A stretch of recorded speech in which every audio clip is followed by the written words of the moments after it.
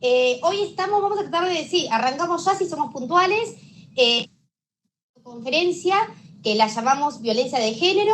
Tenemos acá presente al equipo de Cenavid, es el Centro de Asistencia a las Víctimas de Delito, que tiene como objetivo garantizar los derechos de las víctimas de delito y de las violaciones a los derechos humanos, brindando asesoramiento jurídico, psicológico, social para la asistencia a las víctimas de delitos.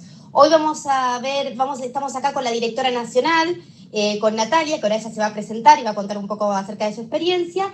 Y esta videoconferencia la estamos dando en el marco del programa que ustedes ven, que es Mujeres Más TICs, que es el programa que tiene como objetivo lograr el fortalecimiento del rol de las mujeres como vector social.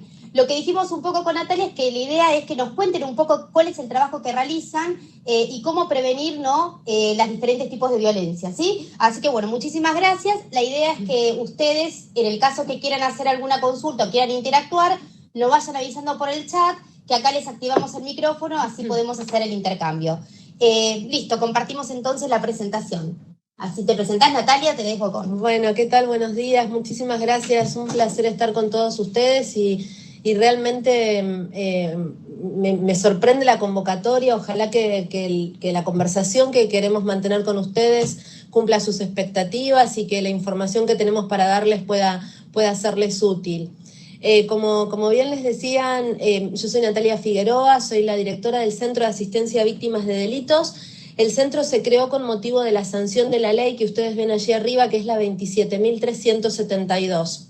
Como la propuesta inicial es hablar sobre la violencia vinculada al género, mi idea es presentarles en un primer momento algunos aspectos teóricos que me parecen esenciales para luego vincularlos con la aplicación de la ley y específicamente con los programas que tenemos disponibles dentro del Ministerio de Justicia y Derechos Humanos de la Nación a disposición de cada uno de ustedes, frente a cualquier situación que requiera asesoramiento, acompañamiento, asistencia integral. De modo que a mí me parece central ponernos de acuerdo en lo que tiene que ver con el marco teórico inicial de cuando hablamos sobre violencia de género, de violencia sexista, violencia contra la mujer. Ustedes saben que el término género se empezó a utilizar a partir de empezar a descubrir que los genitales femeninos y masculinos daban lugar a que las mujeres y los varones fuéramos educados de manera diferenciada, de manera distinta, por el solo hecho de nuestra genitalidad. Pero las expectativas, los comportamientos, los valores, las conductas que se esperan de mujeres y de varones son diferentes en la medida en que esos genitales determinan cómo vamos a ser educados. De allí que se empezó a hablar de género para marcar esa diferencia que había entre la genitalidad y la forma cultural o la expectativa que se tiene sobre las mujeres y sobre los varones. Y allí es fundamental entender que sobre las mujeres y sobre los varones las expectativas son bien distintas. El ejemplo del dibujo que ustedes pueden ver, en realidad los juguetes que los chicos y las chicas tenemos desde el día 1 en que nacemos, es lo que marca de alguna manera el lugar que la sociedad espera que nosotras mujeres ocupemos.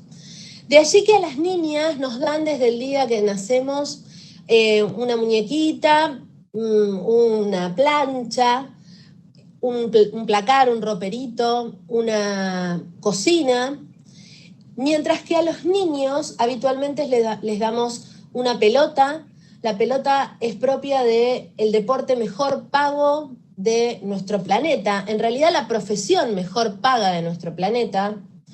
Le damos aviones, le damos camiones, le damos autos, es decir, el control de los medios de locomoción que permiten que el hombre se apropie del espacio público como si fuera naturalmente propio.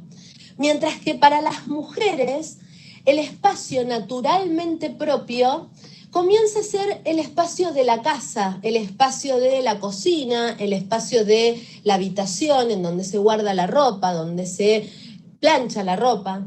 De modo que desde allí aparece inicialmente una socialización, una forma de educarnos que es distinta, por eso se habla de socialización diferenciada, diferente, y que obviamente impacta no solo en el hogar y en las relaciones que se producen dentro del hogar, sino también en el resto de las relaciones que, por supuesto, mujeres y varones mantenemos a lo largo de nuestras vidas.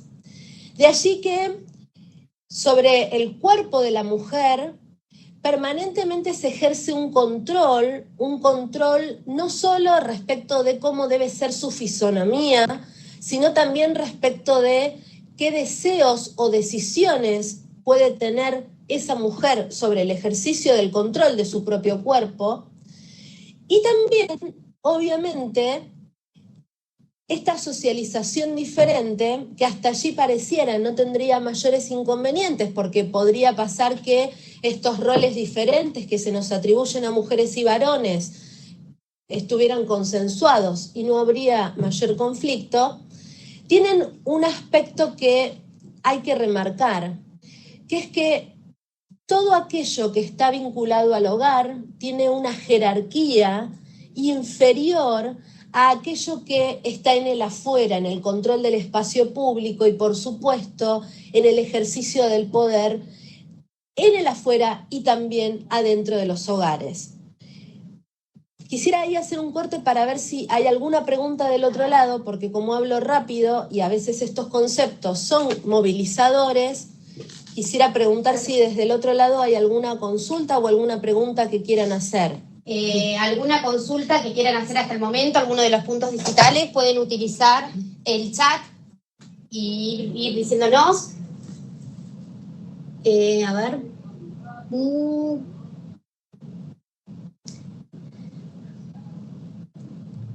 A ver, poneme acá el chat a ver si hay alguna consulta.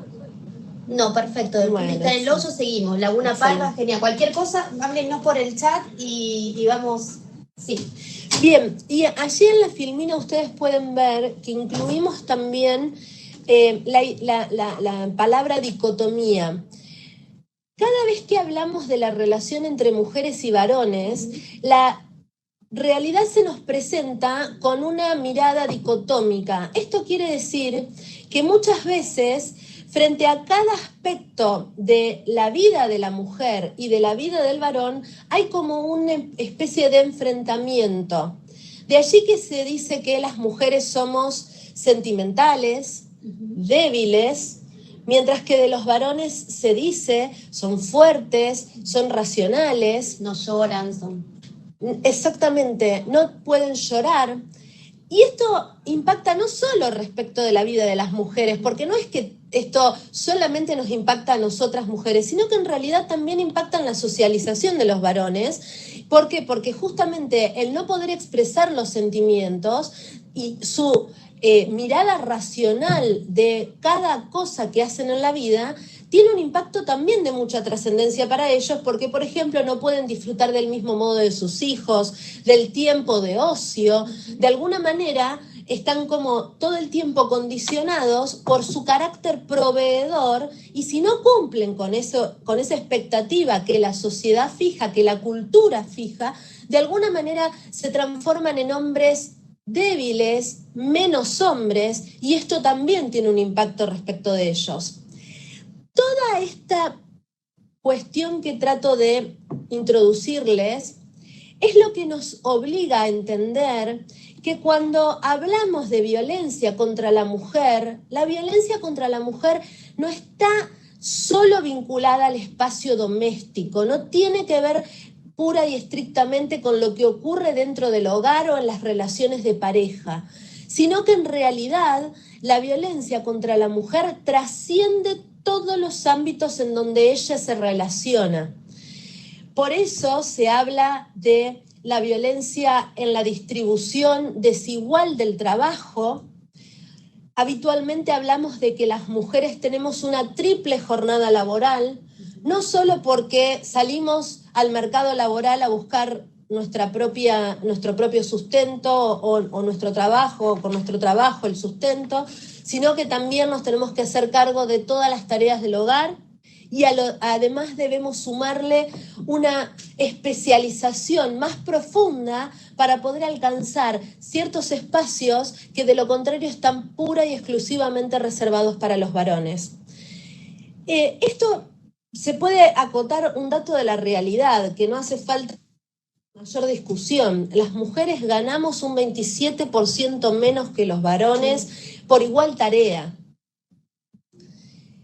En los medios de comunicación, les apunto allí en la filmina, en los medios de comunicación pareciera que el cuerpo de la mujer es un cuerpo apropiable y una vez más la figura de la mujer tiene que ver con un espacio en donde la mujer debe ser expuesta, visibilizada, como si se tratara de un objeto al cual se le puede apropiar. Basta ver las chicas que presentan el clima y el aspecto que dan para poder entender de qué les estoy hablando. Esto no es ajeno al derecho. Esta diferencia no es ajena al derecho. Y por eso lo que nosotros decimos es que cuando nosotros partimos de la lógica de que el derecho es neutral y que por tanto hay que tratar a todos por igual, entonces lo que estamos haciendo es reforzar esta desigualdad. Porque la única forma de entender la diferencia de poder que vamos todo el tiempo reproduciendo en nuestra sociedad es entendiendo la necesidad de tratar de manera diferente a aquel que parte desde un escalón más abajo en la sociedad. Y para que se entienda bien, esto no tiene que ver con una mujer particular, porque cualquiera de ustedes podría decir, bueno, pero aquella mujer que llega legisladora, o en mi propio caso, que soy directora de un área dentro del Ministerio de Justicia, entonces esto ahora cambió. No, esto lo que se está explicando es que es una cuestión estructural de nuestra sociedad que se repite en cada parte de nuestra sociedad, y muchas de las mujeres que han accedido a un lugar de poder o que han podido acceder al ejercicio de algún área de poder, lo que han tenido que hacer es un esfuerzo mayor y están siempre siendo miradas de una manera diferenciada por el solo hecho de ser mujeres.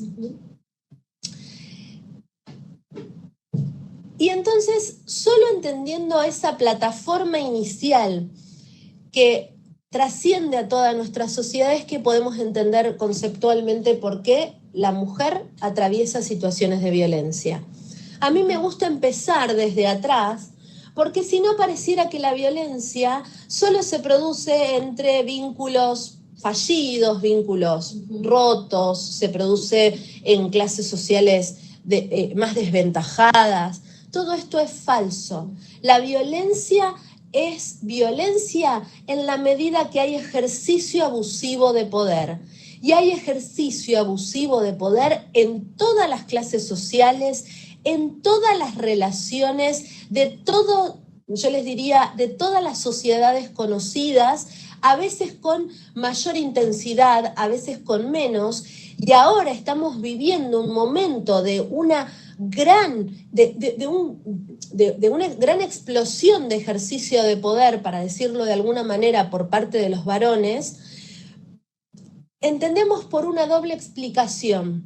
Por un lado, porque la exhibición de la violencia en los medios masivos de comunicación de alguna manera envalentona, promueve prácticas por parte de algunos varones.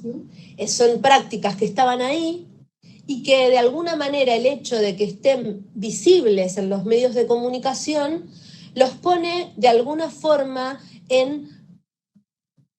con mayor intensidad. La otra explicación posible es que en realidad el nuevo rol que de alguna manera las mujeres vamos consiguiendo poco a poco en la comunidad, en la sociedad, va haciendo que los varones vean cada vez más desdibujado su rol. ¿Por qué? Porque las mujeres en algún punto exigimos que los varones se empiecen a ocupar del hogar, se empiecen a ocupar de las tareas vinculadas a los niños, se empiecen a ocupar de ciertos aspectos que parecían naturalmente asignados a la mujer y que la mujer se empieza a dar cuenta que de naturaleza no tiene nada, que la plancha no viene ligada a la mano. Y entonces eso da lugar a mayor violencia. ¿Para qué sirve la violencia? Básicamente para ejercicio de control, para que el varón siga siendo quien tiene el poder respecto de la mujer. Y por tanto usa la violencia para castigarla, para humillarla, para aniquilar sus redes de contención, para suprimir su autonomía, por supuesto para bajar su autoestima al piso, muchas veces también para controlar el dinero que ella gana. Y entonces, para poder entender cuándo hay una situación de violencia y cuándo no, esto a mí me parece relevante porque muchas veces se habla de violencia cuando no hay violencia y otras veces no se entiende que estamos en el marco de una relación de violencia porque se espera solo el golpe. Hay violencia cuando hay una relación asimétrica de poder entre varones y mujeres. Cuando una persona reacciona frente, por ejemplo, que le chocaron el auto y dice una mala palabra o se enoja y quiere pelearse, eso típicamente se describe teóricamente como una agresión. Eso no es lo que nosotros estamos definiendo aquí como ejercicio de violencia. O sea, la violencia es diferente de la agresión. Exactamente. Pero la violencia puede tener agresión. Claro, pero ¿por qué estoy haciendo esta distinción? Porque si no entendemos la diferencia entre agresión y violencia, lo que sucede habitualmente es que o todo se mete dentro de la violencia y eso conduce a algunos aspectos bastante complejos, que es que, entonces, por ejemplo, un varón va a hacer la denuncia porque, no sé, la mujer le abolló el auto, supongamos, y dice, no, porque ella ejerció violencia. Muchas veces, frente a una reacción, lo que hay que leer es una agresión, no un acto de ejercicio de poder, porque el ejercicio de poder, por definición, lo que tiene es diferencias entre quien ejerce el poder y quien padece ese ejercicio. Y para eso, en el marco de las relaciones interpersonales, las mujeres lo que padecen es una situación en donde el varón la considera inferior, el varón cree que ella es de su propiedad, cree que ella debe actuar como él le pide, y todo esto está amparado por esta ideología que nosotras, también mujeres, somos reproductoras permanentes, desde la pelota que regalamos o la pelota que no dejamos usar en las niñas, porque no estaría mal regalarle una pelota al niño, lo que estaría bastante mal es creer que porque una niña juega con su rol, o no se le está educando para que cumpla con su rol. ¿Se entiende lo que estoy transmitiendo? Entonces, el varón, a partir de creer a la mujer como de su propiedad, empieza a ejercer actos que son fundamentalmente de control. ¿Para qué? Para que ella depende emocionalmente de él. Entonces, por ejemplo, una cosa que estamos viendo muy habitualmente, lamentablemente, es que la mujer tiene que reportarse mostrando, por ejemplo, la tarjeta SUBE o la fotografía del lugar a donde llegó. Tiene que mostrar, por ejemplo, su teléfono celular o las claves de sus redes sociales. Eso que en un principio se tiñe siempre de, no, yo te quiero tanto y por eso quiero saber de vos, quiero tener todo de vos, tengo miedo de que vos te vayas. Todo eso poco a poco lo que va haciendo es generar una dependencia por parte de la mujer cada vez mayor de ese vínculo, porque en algún punto esa mujer empieza a creer que ese es el único vínculo que tiene permitido. Y entonces eso va alterando su autoestima porque empieza a sentir que sin él ella no va a poder hacer las cosas. él empieza permanentemente a humillarla, a hacerla sentir que no vale nada, utiliza palabras como déjame lo hago yo porque vos no sabés, o por el contrario, ves que sos una inútil, no podés hacer nada por vos, no te puedo dejar a cargo de nada, no sabés hacer la comida. Ese tipo de cuestiones que parecieran tan naturales en los vínculos de pareja, lo que terminan generando es que la mujer empieza a sentir que ella no vale nada. Y cuando ella ya no vale nada, lo que se produce es esto, que es que ella tiene un vínculo de dependencia total respecto del agresor y entonces él permanentemente ejerce poder para que ella no pueda salir de la situación. De allí el dibujito que a mí me parece muy ilustrativo de una jaula con la puerta abierta, pero de la cual ella no puede salir. Entonces, ¿qué es lo que ocurre? Muchas veces los operadores judiciales, las oficinas de asistencia a víctimas, las amigas, la propia familia, terminan indignadas con esa mujer que, sabiendo que tiene la puerta abierta, no sale de la jaula. Sí, pero es más fuerte que, o sea, es algo psicológico de la cabeza. No pueden dar, las amigas por más que le hablen, le digan, la concienticen, digan, mira esto, es como que no lo pueden ver. Exactamente. O no pueden salir, digamos. Por ahí lo pueden ver, pero no pueden salir. No tienen aprendidas las herramientas para salir de esa situación, porque la dependencia emocional que se genera en un vínculo de estas características es tan alta, que aun cuando ella toma la decisión de salir y, por ejemplo, sale un tiempito y trata de sobreponerse a la situación, ese ejercicio de control permanente lo que de alguna manera provoca es que la mujer hasta lo necesita para seguir viviendo. Entonces, sin una buena asistencia psicológica, sin un buen tratamiento que le permita a la mujer ver cómo ella llegó a esa situación y que ella no es la culpable de esa situación, sino que hubo un acto deliberado de quien quiso controlarla, de quien quiso someterla, de quien quiso generar ese vínculo de poder permanente, entonces difícilmente para ella sea sencillo salir. Allí en la filmina les pongo dos conceptos que me permito traerles solo para que los conozcan, que son el de la indefensión aprendida y el del síndrome de Estocolmo. El del síndrome de Estocolmo es más conocido porque se refiere a aquella situación en la cual un rehén terminó casado con su agresor, una rehén terminó casada con su agresor, con su secuestrador, porque terminó enamorada de él. El ejemplo del síndrome de Estocolmo se pone mucho porque cuando un hombre va generando este vínculo de dependencia, lo que hace respecto de la mujer es hacerle creer que él es quien es el dador de vida, es decir, quien tiene el poder para darle la vida, pero a la vez para quitársela. De allí que cada vez que ella tiene el sentimiento de querer escapar, en realidad lo que siente es que lo está traicionando. Que lo está traicionando, porque él es el dador de su vida.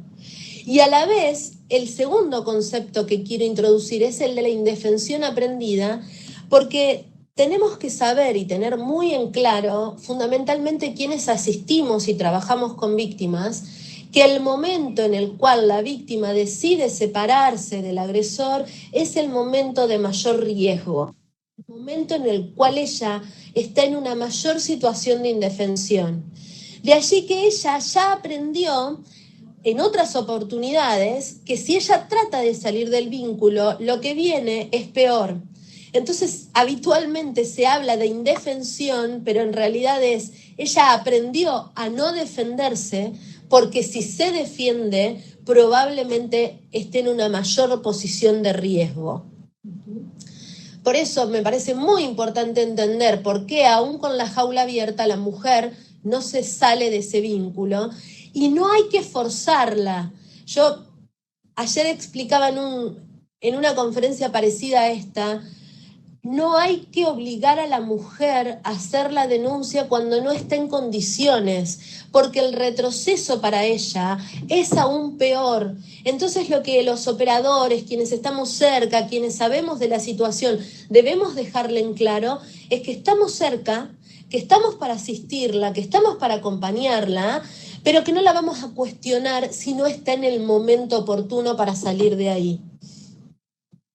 Les traigo algunos conceptos, algunos síntomas del maltrato en relación a las víctimas de violencia, porque muchas veces los médicos, los propios psiquiatras, no entienden conceptualmente sobre la raíz de esta situación de violencia y entonces terminan, por ejemplo, medicando a la mujer, porque estos síntomas de ansiedad extrema, de depresión, incluso de abuso de alcohol, de drogas, o de dolores físicos, dolores de pecho que la mujer no puede explicar por qué se producen, y hasta una transformación de su personalidad, porque muchas amigas pueden describir que ella era una antes y otra después de padecer una situación de violencia.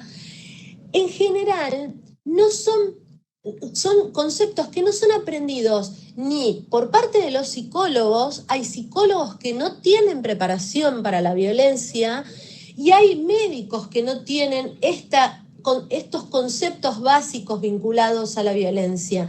Y entonces cuando ven a una mujer muy ansiosa, que no puede dormir, que está todo con ataque de llanto, le dan ansiolítico. ¿Y qué provoca eso? Reafirma la lógica del agresor. ¿Ves que vos sos la loca? ¿Ves que vos sos la desequilibrada? ¿Ves que vos sos la que traes los problemas a la casa? ¿Te das cuenta que vos sos la tonta, que no sabés, que no entendés, que no podés? Que tenés que estar medicada. Entonces, mucho cuidado con eso, porque si la mujer, aclaro, hay situaciones que realmente requieren de una medicación, no digo que no, el punto es cuando a cualquier situación se le aplican sustancias para calmar el síntoma y el síntoma está ahí latente, porque en realidad hay algo con lo cual no se está trabajando, que es la situación de violencia que ella viene atravesando, que viene acarreando. Y sepan algo, el promedio que una mujer transita en una situación de violencia antes de poder poner en palabras eso que está viviendo es de 7 años. Un montón. Estas estadísticas son de la Corte Suprema. El promedio que tienen de denuncia o digamos de poder poner en palabras que están atravesando una situación de estas características es de 7 años. Entonces, cuando la mujer va, en general lo que dice es: no sé lo que me está pasando, estoy medio tonta, me olvido de las cosas, no puedo dormir, tengo dolores de cabeza recurrentes, estoy todo el día llorando y no sé qué me pasa. ¿Por qué? Porque el trabajo que hizo el hombre de sumisión hace que ella no sepa que está metida en este vínculo de estas características. Tiene que hacer un recorrido para poder descubrirse como tal. Hay otra sintomatología que en general a mí me gusta describir, porque muchas veces encontramos a mujeres que están en un estado de hiperactivación, que hablan, pero sin embargo no pueden describir qué es lo que les pasa.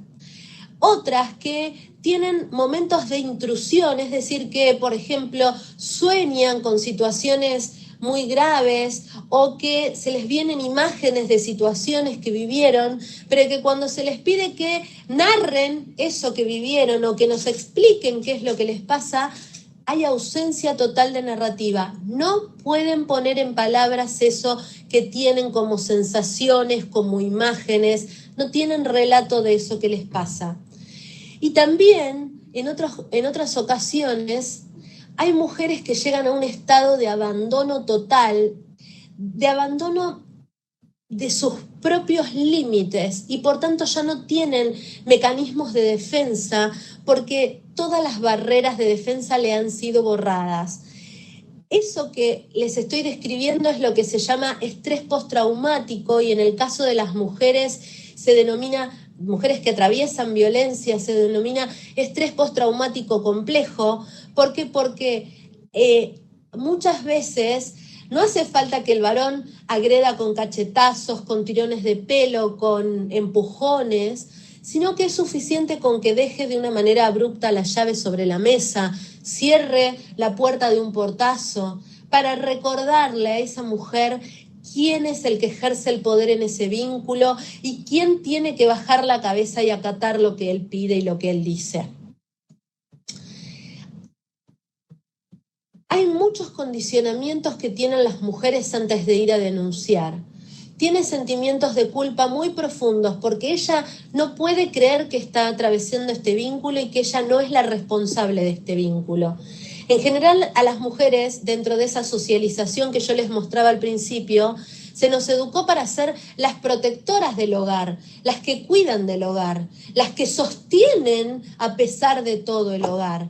De modo que romper, salir de ese hogar tan dañino, a las mujeres nos cuesta el doble que a los varones, porque se espera de nosotras culturalmente, que nosotras seamos las dadoras de vida y también las protectoras de esa vida y de esa forma de vida dentro de la familia. Déjenme decirles una cosa, está absolutamente estudiado y acreditado que los niños que se crían en vínculos violentos son directamente víctimas de violencia. No, antes se usaba la categoría de testigos de violencia como para marcar la diferencia entre ver violencia y ser directamente quien la padece. En este momento se habla directamente de niños víctimas de violencia. Por tanto, si los niños son víctimas de violencia, en realidad están construyendo hacia el futuro niños con muy baja autoestima, probablemente carne de cañón de situaciones de bullying dentro de sus propios vínculos dentro del colegio, pero también probables reproductores de violencia en la adultez. Entonces, borremos de la cabeza de cada uno de nosotros esta idea de que es mejor que se críen cerca de su padre si es que ese padre no ha podido controlar esos vínculos violentos, esa forma de vincularse con los demás a través de la sumisión y del maltrato.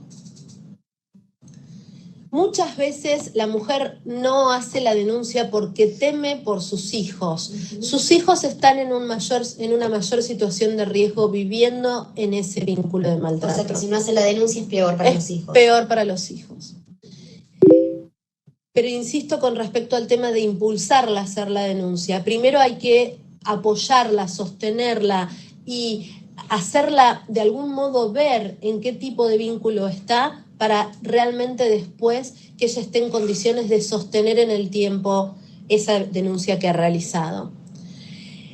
Les traigo conceptualmente lo que se llama el espiral de la violencia o el ciclo de la violencia para entender que hay ciertas formas de ejercer el maltrato que habitualmente se dan de forma cíclica y que se pueden expresar como un momento en el cual la persona empieza a acumular enojo, a sentir que de alguna manera esa mujer no está haciendo lo que él quiere y lo que él desea y que por tanto no está cumpliendo con sus mandatos. Y entonces empieza a, lo que se dice, rumiar, a pensar todo el tiempo en que ella lo va a abandonar, porque ella está pensando en otra cosa, está haciendo otra cosa, está haciendo algo distinto de lo que él espera de parte de ella. Y entonces cuando eso ocurre, esa persona que va rumiando ese enojo, en algún momento explota, en algún momento ejecuta un acto que no necesariamente, insisto, debe ser de violencia física. Muchas veces la violencia es de tipo ambiental. Esto quiere decir esto que les contaba antes, de golpear cosas, tirar cosas, romper platos, tirar la comida. Esto está siempre muy presente, arrojar la comida. El maltrato obviamente verbal, el hacerla sentir humillada. Y entonces, después de ese ataque de ira, lo siguiente es que el varón baja los decibeles, baja ese momento de rumiación y entonces dice, eso que hice se me fue de las manos, no va a volver a pasar. Te pido disculpas, te pido perdón. A veces, en vez de poner en palabras el pedido de perdón, lo que hace es ejecutar actos, como por ejemplo traerle regalos, llevarla a pasear, invitarla al cine, hacer alguna cosa que ella desea y que él de algún modo cumple en ese momento de luna de miel.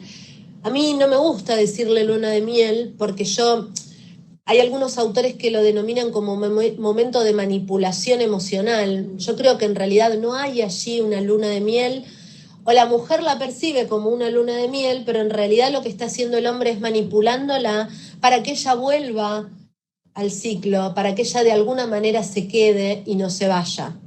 En ese momento en general es cuando aparecen las promesas de voy a hacer un tratamiento, voy a curarme de esto que hago, que en realidad no sé por qué aprendí esto, y entonces le echan la culpa al padre, le echa la culpa a la madre, o trata de algún modo victimizarse por eso que él hizo.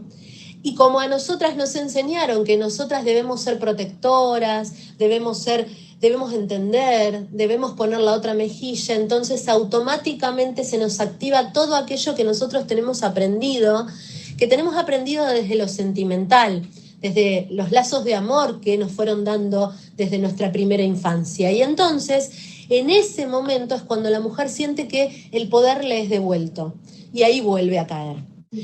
Para aclarar una cosa, el ciclo de la violencia no es un ciclo que es matemático, no es que se puede saber cuándo empieza y cuándo termina en forma matemática, ni tampoco que empiece y termine en tiempos determinados. Lo que sí está claro es que el círculo siempre va, como está en el dibujo allí, en forma ascendente. Si la primera vez alcanzó con la humillación y ella volvió al ciclo, la segunda vez probablemente tenga que aumentar la dosis de humillación. ¿Por qué? Porque de alguna manera él tiene que ir reforzando ese poder. Si en algún momento la mujer corta con el ciclo y quiere escapar del ciclo y dice, no, yo no perdono, por ejemplo, denuncio, si vuelve nuevamente, lo siguiente probablemente sea que el reforzamiento del ejercicio de control y de poder sea aún mayor. Por tanto, hay que enseñar a las mujeres que en el momento en el cual ella va sintiendo que él está cada vez enojándose más, que ella va sintiendo que las llaves van quedándose cada vez con más fuerza sobre la mesa, no tiene que quedarse dentro de la casa, y lo mejor es salir, lo mejor es no contestar a esa forma de permanente enojo que va viendo por parte de él y que a ella le provoca mucha ansiedad, porque si no, de lo contrario, es muy probable que la situación de estallido la ponga en una mayor situación de riesgo. Hay otras formas de ejercicio de maltrato que se describen como violentos con rasgos psicopáticos. Estos son diferentes porque no actúan en base a un ciclo, sino que en realidad la forma de ejercicio de control, de poder, la utilizan a través de tratar de hacer que la mujer tenga un nivel de dominios, él tiene un dominio sobre la mujer total, y entonces decide desde lo que se va a comer, desde lo que se va a hacer, desde lo que se va a comprar, controla el dinero, no la deja manejar absolutamente nada, y ella siente que está presa.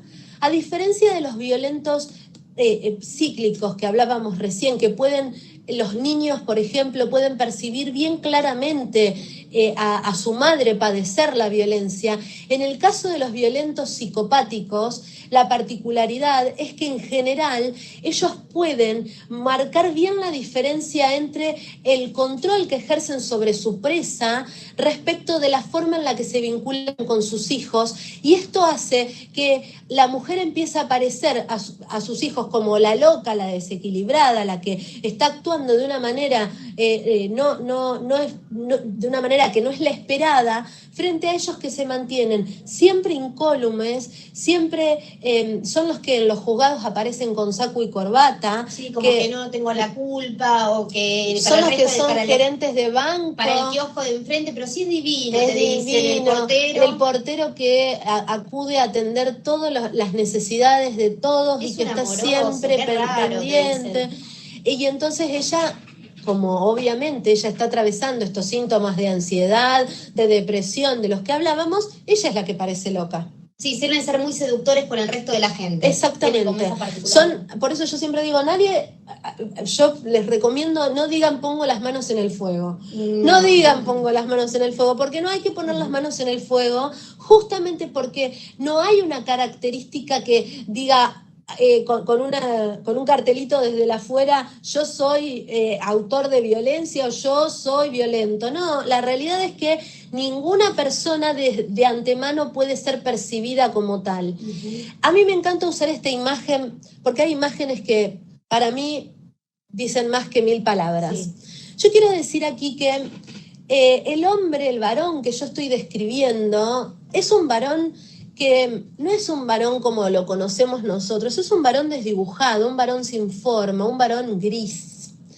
Porque de lo contrario, a veces cuando hablamos de violencia contra la mujer, pareciera que hay como una especie de guerra de mujeres contra varones. Y a mí me gusta decir que aquí no hay ninguna guerra, que esto no tiene que ver con una guerra entre varones y mujeres, sino que en realidad algunos varones aprendieron, especialmente durante su niñez, a partir de mecanismos de mucha humillación por parte especialmente de sus padres varones, o historias de mucho abandono, de mucha falta de cuidado, de mucha falta de límites, aprendieron que la forma de relacionarse con una mujer es a través de la sumisión y del maltrato.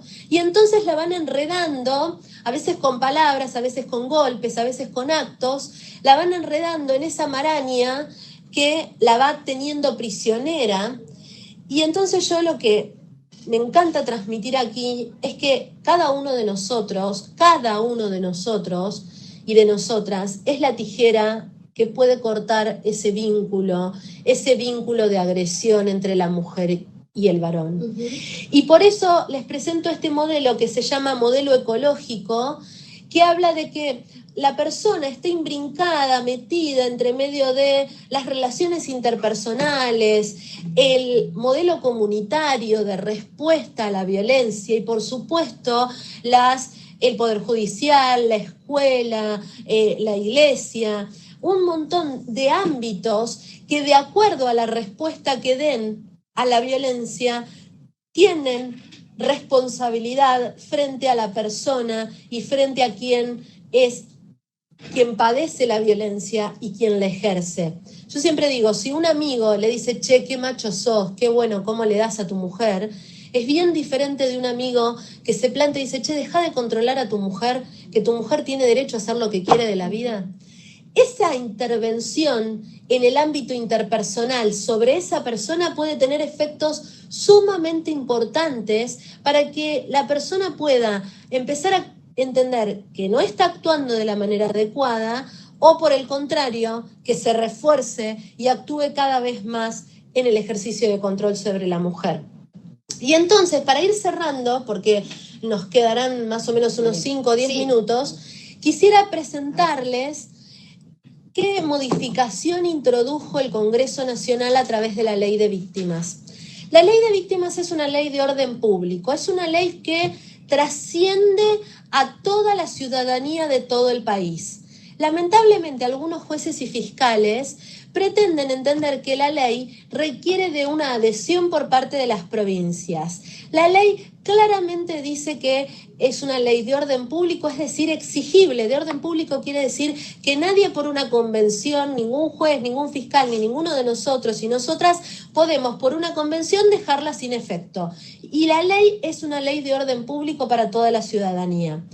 ¿Qué tiene de particular la ley? Que expresamente dice que ¿quién es víctima del delito? Y allí describe a quienes son víctimas indirectas del delito.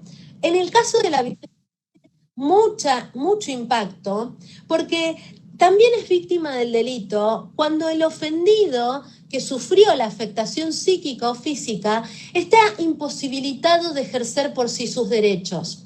De allí que en los casos de, por ejemplo, violencia dirigida hacia niños y niñas, situaciones de abuso o de maltrato dirigido a niños y a niñas, a la mujer que va a denunciar o que atraviesa la situación junto con ese niño o esa niña, se la debe considerar víctima del delito. Esto tiene un gran impacto porque habitualmente a las víctimas del delito, lamentablemente, se las termina investigando como si ellas fueran las fabuladoras, las mentirosas, las que deben dar cuenta de si aquello que denuncian es verdad o no.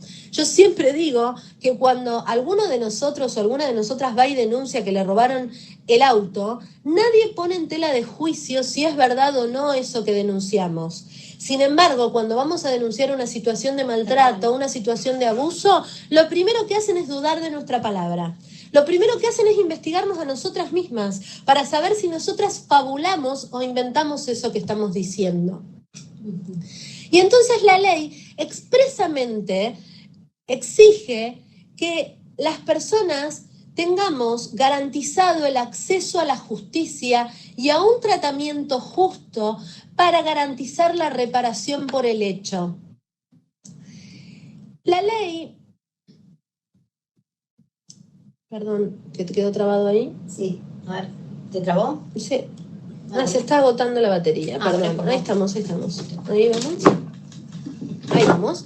La ley se fija principios básicos, necesarios, fundamentales para lo que tiene que ver con la atención que deben merecer las víctimas de delitos. El primero, vinculado a la rápida intervención. En los casos de violencia, lamentablemente, muchas veces esa rápida intervención llega 4 o 5 meses después de ocurridos los hechos. La rápida intervención les da una herramienta para decir, señores jueces, ustedes no se pueden tomar 4 meses para tomar una decisión. El enfoque diferencial tiene que ver con garantizarle a la mujer, a los niños, a quienes por razón de la edad, del género o por la orientación o la elección sexual que realicen, tengan especiales dificultades para acceder a sus derechos. Y esto obliga a que jueces y fiscales deban atenderlas de manera distinta, que la atención tenga que ser diferente. Y lo último, en lo que tiene que ver con los principios que la ley se fija, es que la ley exige la no revictimización o la no victimización con motivo de los hechos. Esto lamentablemente suele ser muy complejo porque jueces y fiscales y operadores judiciales en general y también policiales han recibido muy poca capacitación vinculada a cómo debe tratarse una persona que ha atravesado una situación de violencia. Lo más importante, que también puede servir como una herramienta para cada uno de ustedes y de quienes nos están escuchando, es entender que a las mujeres no hay que preguntarles el por qué. ¿Por qué se quedaron? ¿Por qué no se fueron a tiempo? ¿Por qué dejaron que el padre pegara a sus hijos? ¿Por qué se vistieron de determinada manera para salir a la calle? ¿Por qué desobedecieron determinado pedido que él había hecho? Todas las preguntas del por qué ponen a la mujer como responsable del hecho y no a quien es el autor del hecho. La revictimización tiene que ver con eso, con poner a la mujer como responsable de la situación y también, obviamente, con aumentar las molestias causadas por el ejercicio de sus derechos. Muchas veces, lamentablemente, los operadores judiciales piensan más en las necesidades propias de su agenda que en las necesidades de la persona que atraviesa o que atraviesa el delito. Me interesa transmitirles que la ley fijó muchos derechos que están allí expresados, que pueden tenerlo a disposición, pero lo más importante es, hasta el año 2017, una persona que transitaba cualquier situación delictiva, si no tenía abogado, no podía acceder más allá de la denuncia. No tenía derecho a saber cuál era la situación del imputado, no tenía derecho a conocer las pruebas, no tenía derecho a conocer qué documentación había recopilado el fiscal. O sea, que si no tenía para abonar un abogado no podía acceder a ese tipo de info. A nada. Lo que garantiza la ley es justamente revertir esa situación para decir, la persona víctima que ya definimos tiene derecho, sin intervenir como parte, ya sea como querellante o como damnificado o actor civil, como se lo llame en cada proceso de cada provincia de las que nos están escuchando, sin intervenir como parte, tiene derecho a saber qué decisión trascendente va a tomar el fiscal con respecto a su caso, si lo va a archivar, si va a desestimarlo porque no le interesa seguir adelante con él, si las pruebas que obtuvo no fueron suficientes. La víctima tiene derecho a conocer, porque la verdad es que muchas veces el constituirse en parte no solo tiene impacto respecto de tener que pagarle al abogado, sino también de pagar las costas del proceso. Eso quiere decir de pagar si el proceso sale mal. Entonces, muchas veces las víctimas no quieren abonar esa doble cuestión. La ley además fija algunas herramientas para entender cómo no revictimizar.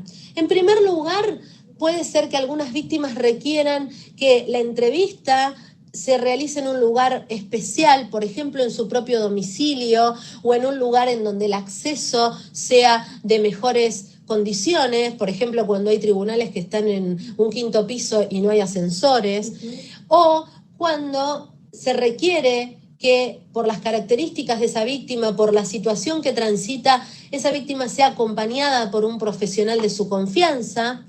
Y esto que me parece fundamental, que es que la víctima nunca deba prestar testimonio en presencia del imputado, de la persona que la ha agraviado. La policía o la autoridad que le toma la denuncia en un primer momento tiene la obligación de asesorarla respecto de estos derechos de los que hablamos, tiene la obligación de decirle los datos del juez y del fiscal que intervienen en el caso y también de informarle el centro de víctimas más cercano. Saber este derecho es algo central, porque la verdad, habitualmente cuando la víctima se va de la comisaría, no tiene la menor idea de a dónde se debe dirigir. ¿Hay una capacitación de las personas que atienden a las víctimas previamente, cómo asesorarlas, cómo decirle cuál es el centro más cercano, o hay una falla ahí? Esto es parte del trabajo que hacemos diariamente. En lo que va del año de trabajo del Cenavid, hemos dado más de 270 capacitaciones. Claro. Bueno, ahora el número debe haber aumentado todavía. Y sin embargo, a veces yo prefiero decir que siempre nos quedamos cortos. Siempre estamos, me parece, necesitando más capacitación. Pero por eso nos importa mucho que la ciudadanía esté del otro lado, porque cuanto más la ciudadanía exija por sus derechos, muchísimo más probable es que obliguemos a los distintos poderes, al poder policial, al poder judicial, al Ministerio Público, a ejercer los actos con el cuidado que merecen esos derechos a los cuales deben atender. A mí me parece muy importante que la ciudadanía conozca sus derechos. Y por eso, una de las formas de garantizar que la ciudadanía pueda conocer y acceder a los derechos es a través de la línea 149, que es una línea gratuita, nacional, vigente los 365 días del año, las 24 horas en todo nuestro país. Perdón, ahí interrumpo, tuve la posibilidad de ir a principio de año, ahí mira me están viendo, a conocer, ¿no? El call center. Y la verdad que me llamó mucho la atención porque es un equipo súper comprometido, tenés de todas las áreas, tenés muchas psicólogas, trabajadoras sociales, o sea que es realmente a la hora de llamar te encontrás con un especialista que te asesora, se mete en tu inconveniente y trabaja con eso. La verdad que a mí me llamó mucho la atención ver ese tipo de profesionales trabajando y cómo trataban, son gente muy comprometida. Absolutamente, además siempre la atención es por parte de profesionales. Sí, es importante. Porque nos parece importante remarcar eso. Y automáticamente una vez que el caso es de algún modo tomado por parte del profesional del área de la salud en general que interviene, el caso es analizado por un abogado o una abogada para hacer la mirada jurídica que la situación requiere y también la mirada social o psicológica que la situación requiera. Depende del caso, el abordaje y requiere distintas miradas. Entonces, justamente esta triple mirada es la que la ley nos exige dar, pero obviamente la que tenemos diseñada para que cada persona que nos llama pueda tener un triple abordaje cada vez que nos solicita la asistencia. Sí, además es un seguimiento a partir de ese llamado, o sea que es muy completo. Absolutamente. En general, de lo que se trata es de garantizar que esa persona víctima que tuvo una situación concreta pueda acceder a sus derechos acercándole la información que muchas veces está en poder de fiscales y jueces y que la víctima no sabe cómo acceder a él. Incluso a veces nos pasa, y nos pasa bastante seguido, los abogados a veces solemos hablar complicado.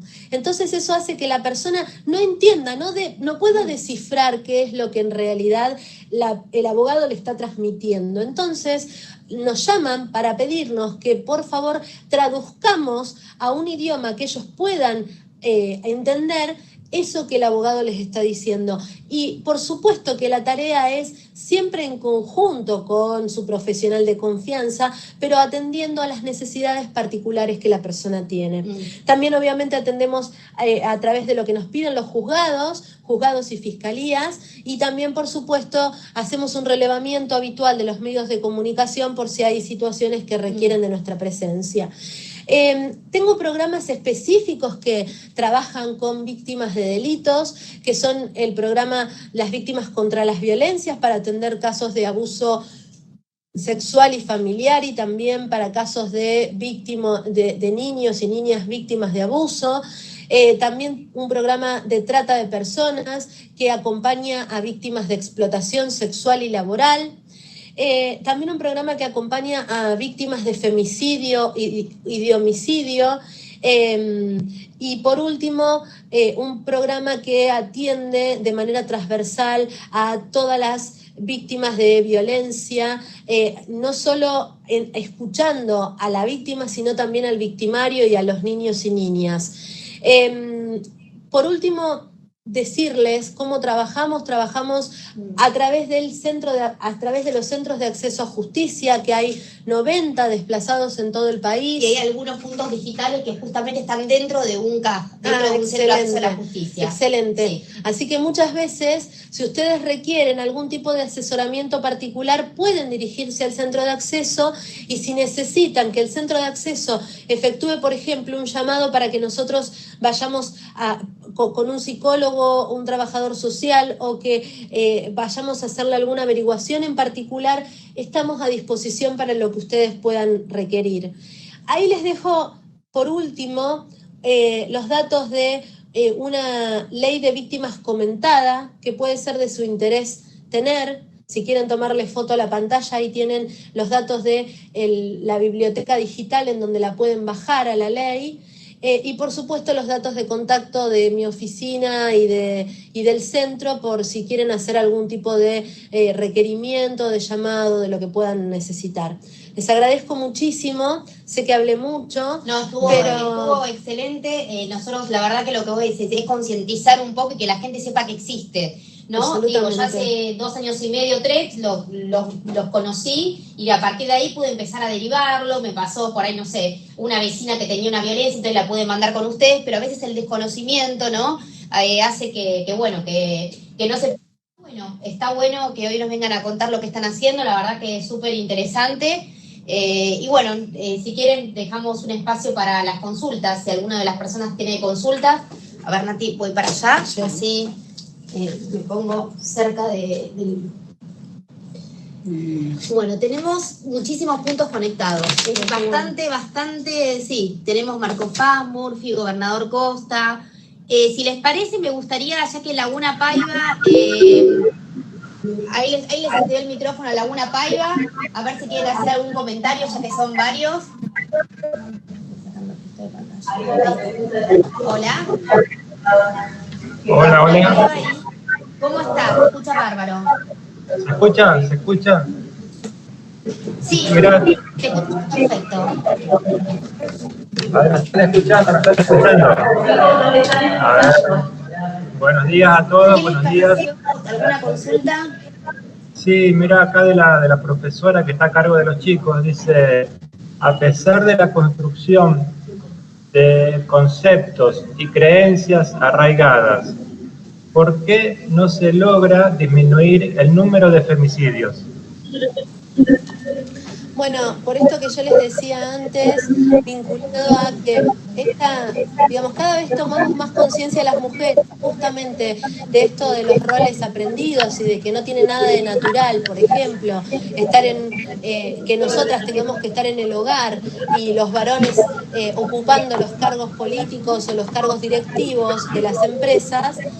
Y eso de alguna manera genera un choque cultural muy fuerte entre lo que de alguna manera es el nuevo rol de la mujer o la nueva posición que tiene la mujer dentro de la sociedad y aquello que los varones tienen aprendido desde su más tierna infancia, desde su niñez, y que de alguna manera los desestabiliza.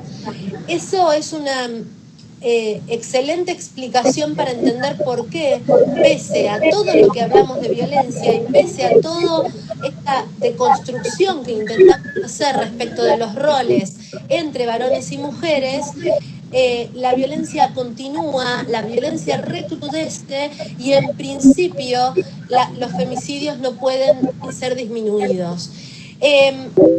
Una segunda explicación tiene que ver con la espectacularidad de los medios de comunicación.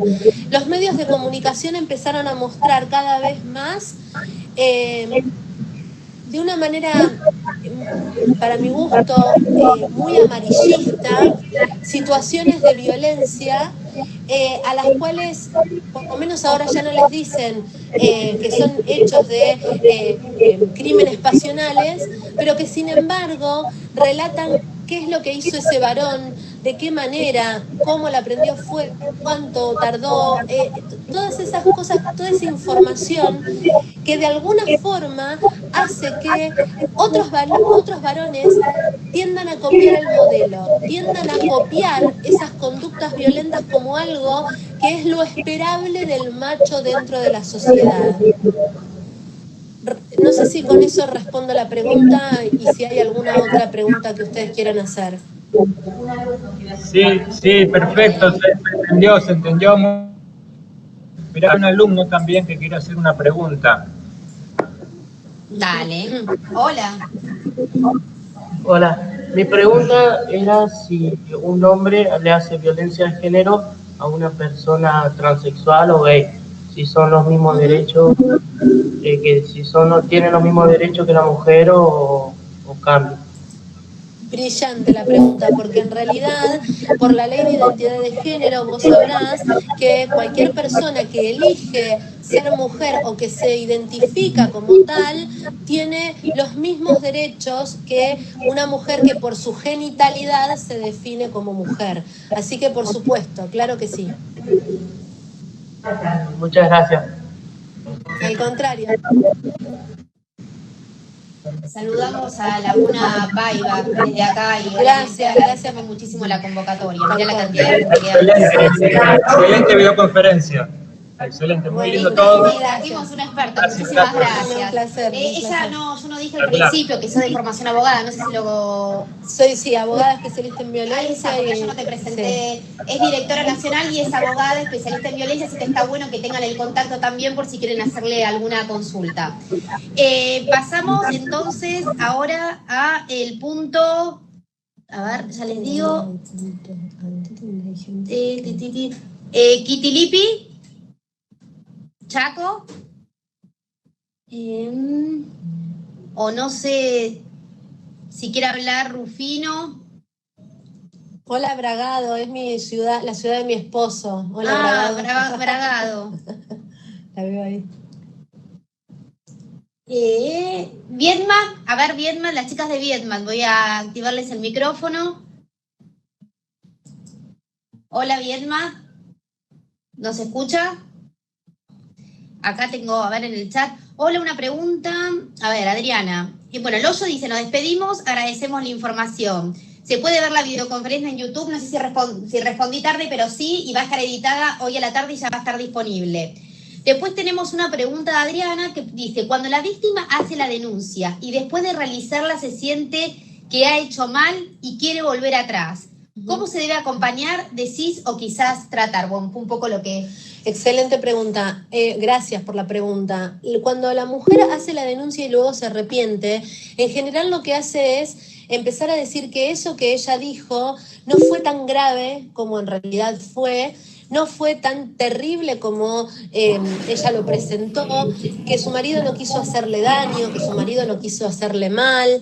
Bueno, todo eso guarda relación con aquel ciclo que les describí antes, pero es muy importante para quienes acompañamos y asistimos a las víctimas que tengamos en dos aspectos de esta cuestión. El primer aspecto es que no lo hacen para hacernos sentir mal a nosotras o a nosotros que estamos acompañando, sino que lo hacen porque en realidad no tienen otra alternativa. Insisto, tienen la jaula abierta, pero no saben cómo salir.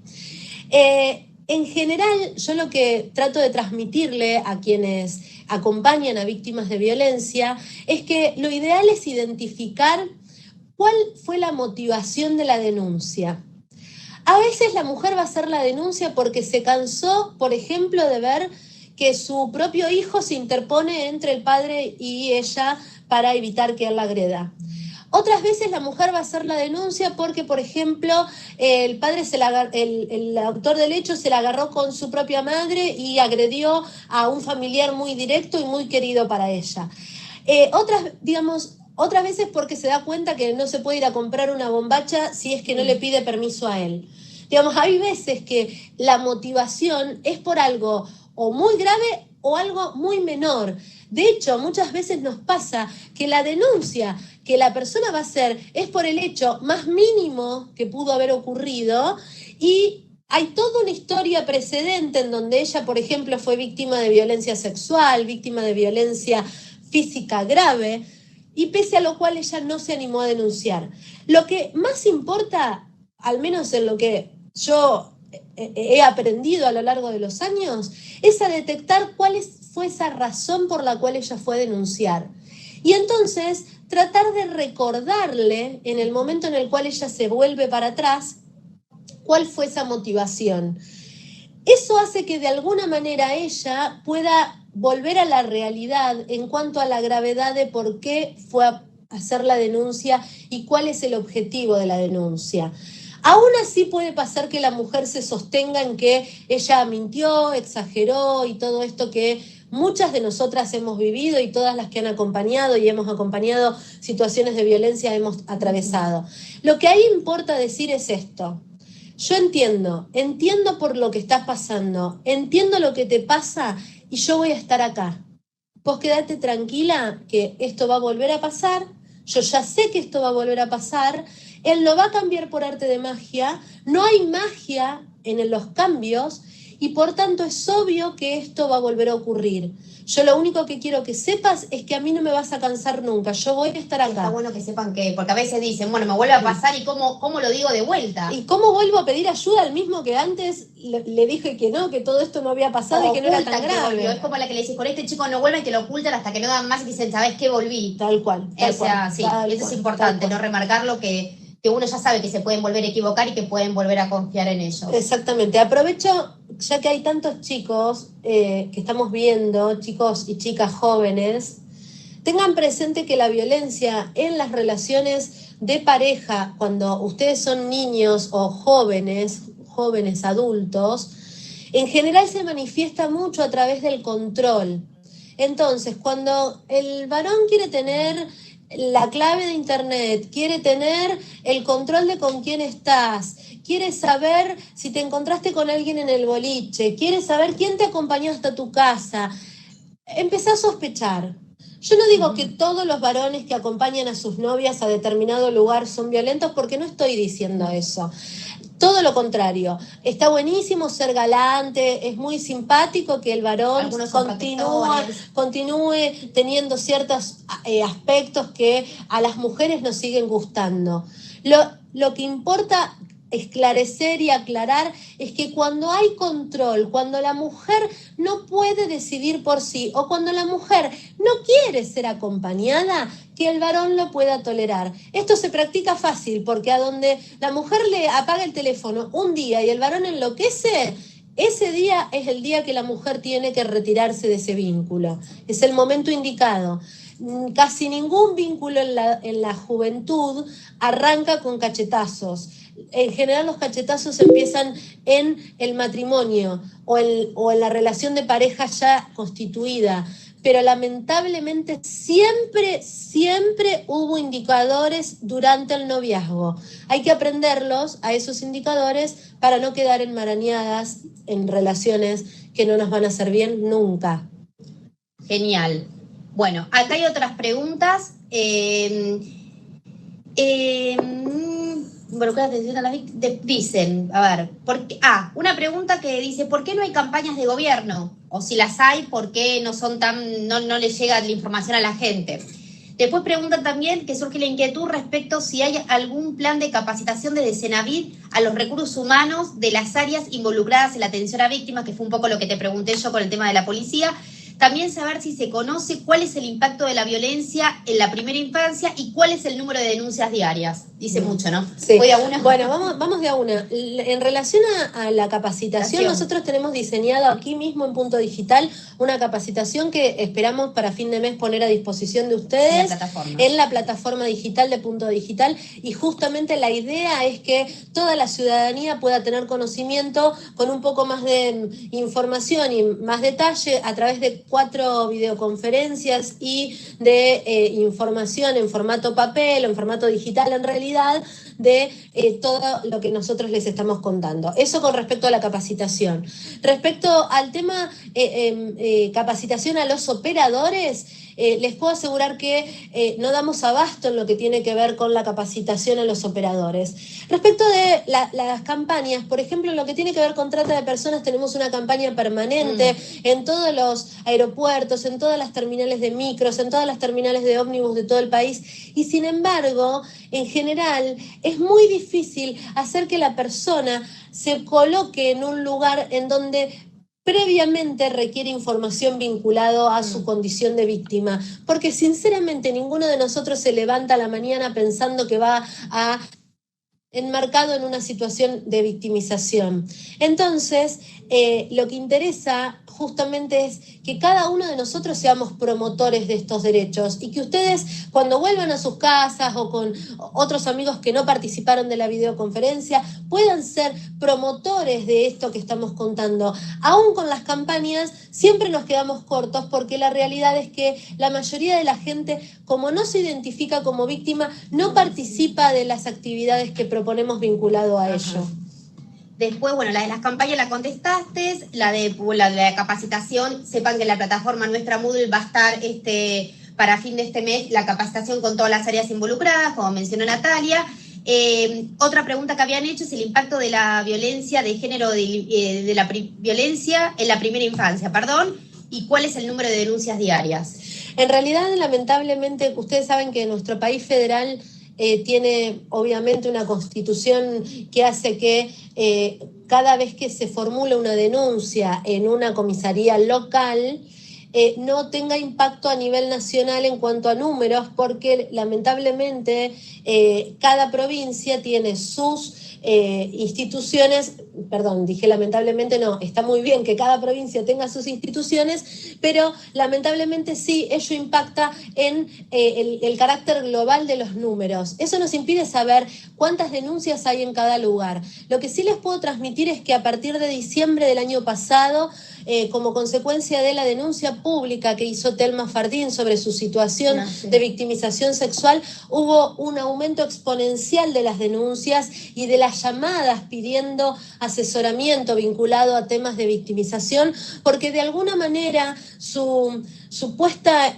en conocimiento de la ciudadanía de esa situación de victimización que ella padeció siendo muy joven, muy chica, lo que permitió es mostrar esto que yo decía al principio, que es que la violencia no es privativa de clases sociales, no es privativa de gente exactamente, también gente famosa puede padecerla, también gente que aparentemente tiene la vida color de rosa. Hijo, familia, no sé, trayectoria profesional. Exactamente, entonces justamente eso ha impactado muchísimo favorablemente. Nosotros lo que decimos de todas formas es, hay que darle herramientas a las mujeres para poder sostener en el tiempo eso que han decidido denunciar.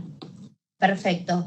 Bueno, y el impacto, bueno, la violencia en la primera infancia, que ya está, listo. Lo contestaste, ¿no? Lo del impacto de la primera infancia, yo lo dije quizá muy al pasar, pero en realidad de lo que se habla ahora es de la categoría de niño víctima de violencia. Claro, es sumamente parecido. En el sentido de que esos niños van a tener muy baja autoestima y van a elegir un posicionamiento en la adultez. En general, las mujeres que aprendieron y vieron violencia en su niñez son mujeres víctimas de violencia en su adultez, y los varones que vieron y crecieron a su padre ejerciendo violencia contra su madre son violentos en la adultez. No digo que esto es lineal, porque la violencia no tiene que ver con la naturaleza, es algo aprendido, es de la cultura, y por tanto puede haber jóvenes que cuando ven que su padre ejerce violencia dicen: yo nunca en mi vida voy a tocar a una mujer porque a mí me parece bochornoso, detestable y asqueroso que un hombre violente a una mujer. Y por el contrario, hay mujeres que también se pueden posicionar de otra manera. Lo que importa aquí decir es que hay serios indicadores de lo que se llama transmisión intergeneracional de la violencia, es decir, que entre generaciones vamos transmitiendo formas de ejercicio de poder entre varones y mujeres. Sí, es un poco también lo que vos decías hoy al principio, que los padres que sienten que por ahí no se separan y demás, porque pobre, van a ser los chicos, van a tener problemas, que de esta manera, siendo espectadores de la violencia, es peor y los perjudicás. Es peor. Así que bueno. ¿Alguna otra consulta, alguno de los puntos? A ver, ¿tengo alguna consulta? Bueno, la verdad que evidentemente se necesita más de este tipo de temas porque la convocatoria fue grande, la cantidad de consultas también fueron muchísimas. Ahí saludamos a Bragado. Hola, Bragado. Rodedito. Tenemos Vietman, que nos hizo las preguntas. Laborde, Gobernador Costa, Marco Paz, Murphy, San Martín de los Andes, Rufino, Tolwin. Bueno, les agradecemos muchísimo a todos haber participado. Como les digo, los coordinadores, sin la convocatoria de ustedes no podríamos hacer nuestro trabajo. Les súper agradecemos también al equipo del Ministerio de Justicia, de Cenavid, porque la verdad que ellos vienen por voluntad propia, porque quieren y porque tienen pasión, como vimos por el tema, se notó una gran pasión por lo que hacen, que eso está buenísimo. Y bueno, nada, les agradecemos, los saludamos, le hacemos un aplauso a Natalia. Gracias, muchas gracias. Ahí está el aplauso con delay. Gracias. Así que bueno, los esperamos en la próxima videoconferencia. Sí, no sé si Tolwin quiere decir algo, que ahí veo que activó el micrófono. ¿Tolwin quiere decir algo?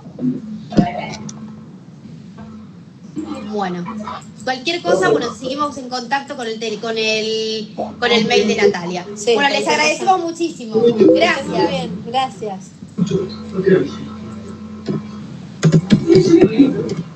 Gracias.